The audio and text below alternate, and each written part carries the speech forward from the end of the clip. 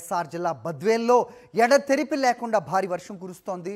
లోతట్టు ప్రాంతాలు నీట మునిగాయి. మున్సిపల్ అధికారుల నిర్లక్ష్యంతో డ్రైనేజీలు సక్రమంగా లేక రోడ్లపైకి భారీగా వర్షపు నీరు చేరింది.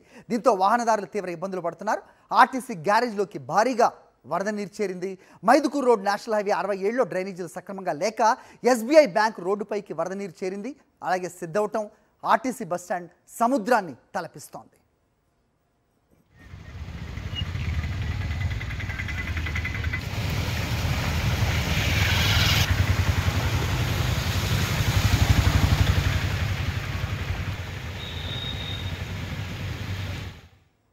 మరోవైపు ఇటు తెలంగాణ నిర్మల్ జిల్లా భైంసా గడ్డెనవాగు భారీ వరద వస్తోంది. ఎగువన కురుస్తున్న భారీ వర్షాలతో ప్రాజెక్టులోకి భారీగా వరద వస్తోంది. ప్రాజెక్టు 3 గేట్లు ఎత్తి 13,116 క్యూసెక్కుల నీటిని దిగువకు విడుదల చేస్తున్నారు.